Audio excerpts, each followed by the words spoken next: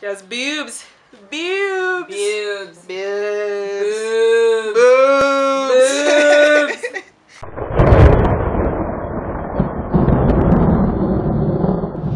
Hi everyone, it's Katjee, the Katjee 91. I'm on, what's your channel now?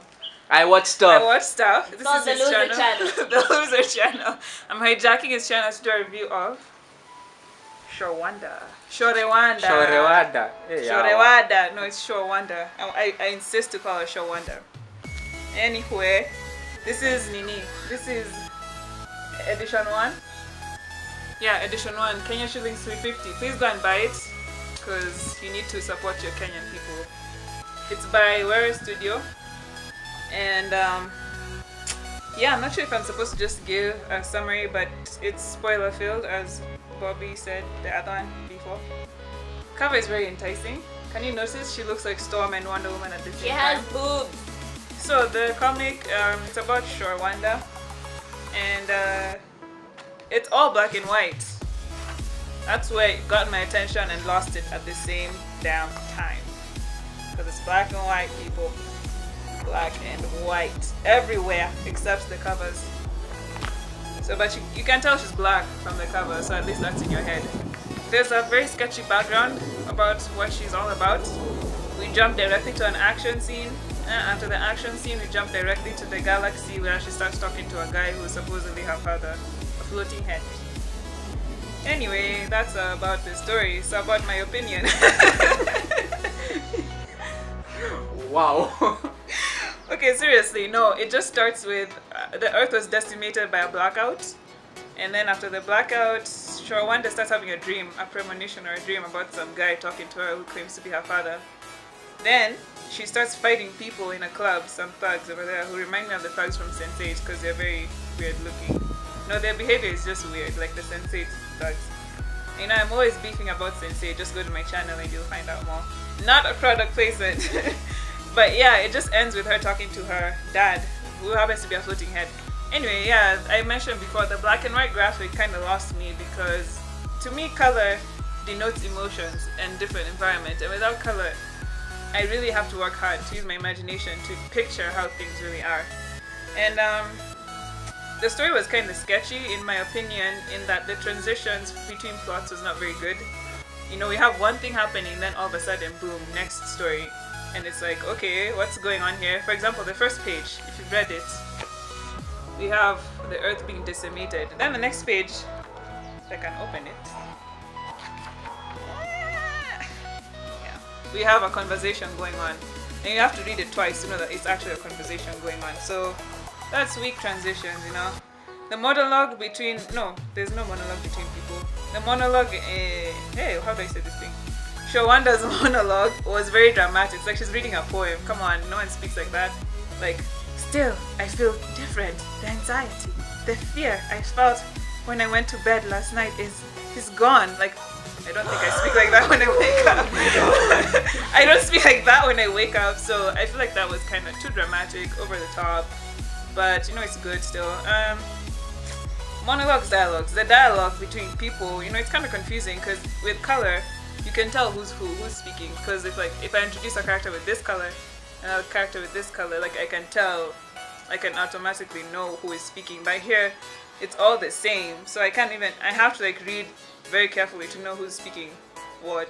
Although there's like a thing, magic, what's that thing called? Annotation. Chup chup chup. Sound bubbles. Sound bubbles with annotations. Thought bubbles.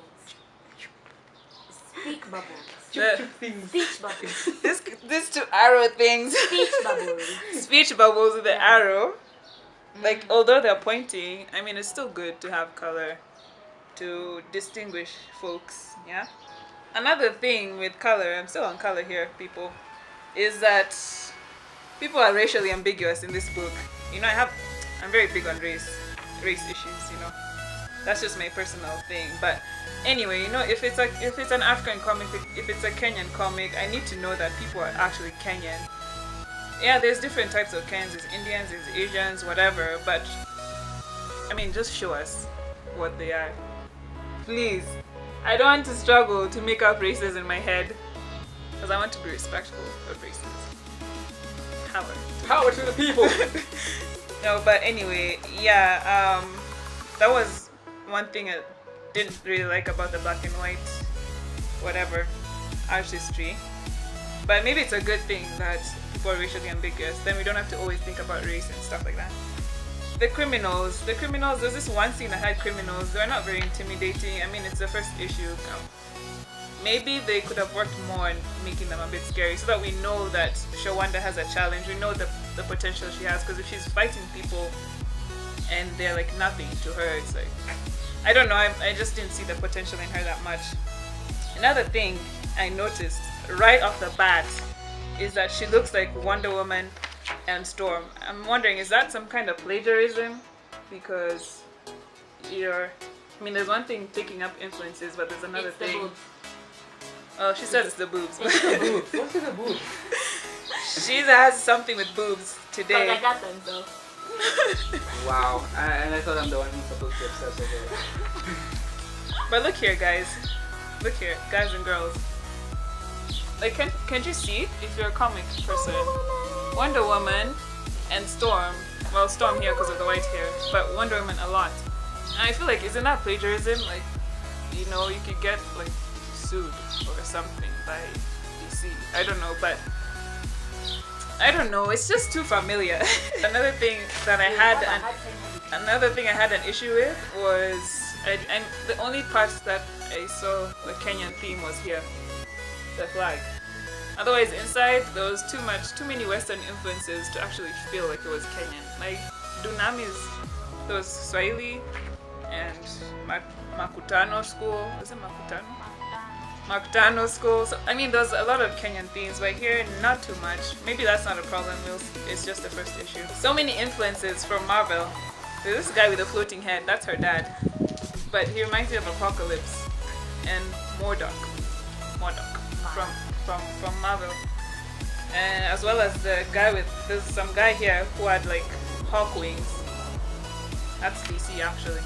Reminded me of Hawkeye and also that guy from Watchmen. Reminded Bobby of the guy from Watchmen. Forget his name. I know his name! The rich guy. I know his name! Of the city. His name! I know it! Okay. Yeah, there's a story from the Bible that was never expanded on. The origin story. The flood and the Nephilim. That was very interesting. The fact that this author decided to take that concept and build on it for his comic. I think it's challenging, it's, what's that word? Controversial?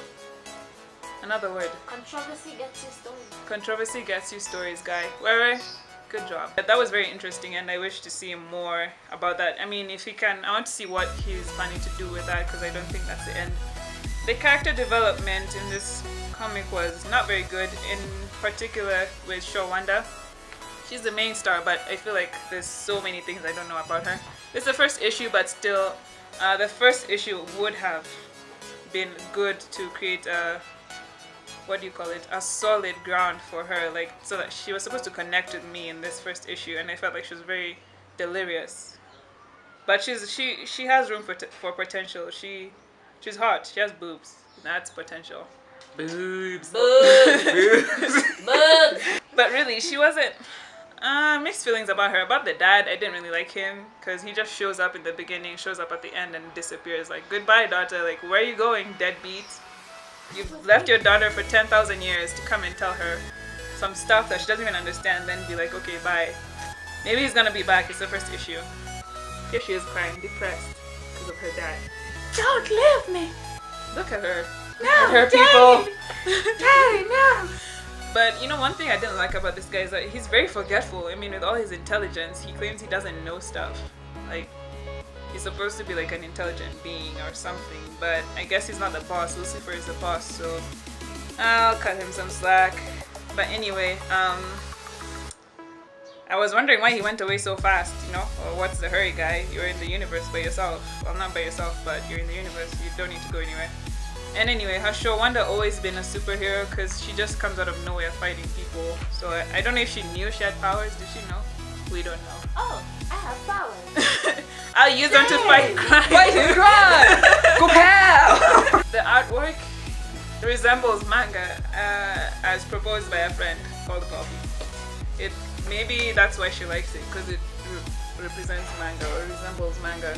Maybe that's the aim this guy was trying to. This Were Studio. I don't know if that's his real name, he or she, but maybe that was the aim, to look manga-esque. But for me, the lack of color didn't do much. I think that's where they failed with the artwork. But the representing people, how did we say it's called? How they draw people, how the people were drawn is very engaging. Like, you can see features. But the graphics were good. Like, this guy, he or she really drew Shore Wanda very well. Boobs. Bugs. Thighs. Cool. But yeah, I like her. She's sexy, you know, represents women. I guess I'm not a feminist, neither am I a feminazi, but you see, looks good, right? Everyone looks nice, clean, and I didn't have anything to say about that. But lastly, I think this thing has room for potential. I'd want to continue reading it because I'm curious as to what Shore Wanda has to offer as a person and as a superhero. I want to know if she's always been a superhero, and I also want to know if she's the last of her kind, because apparently she's the last of her kind, but I don't think that's it. The second edition, next issue, is Shore Wanda Unwanted. I guess she's a pariah now. I don't know what the hell she did. She probably blew up a whole town, probably blew up the whole of Nairobi. Now everyone hates her, but we'll see. And that's it for my review. Spoiler full. Sorry about that. Thank you, Kat, for that. Make sure to visit Kat on her channel. Check out this hat. Shows off her hat, and my hat. tried to make her famous. I'm already famous. Don't listen to me. On my channel, try to make her famous on my channel. Follow me on the Katjee91. THEKATJEE91. No spaces. The link is gonna be in the description box yeah, below. And or click on her face right now. Click on her face right here. Right there. There we go. If you clicked it, that's her channel. Thank you very much. Bye. This has been I Watch Stuff. I'm just a nerd. This was Katjee, our guest for today. And Shore Wanda. And Shore Wanda. If you want to see more guests on I Watch Stuff, leave a like, hit that thumbs up button, and we're gonna have more of this. Thank you. I'll see you next time. Bye.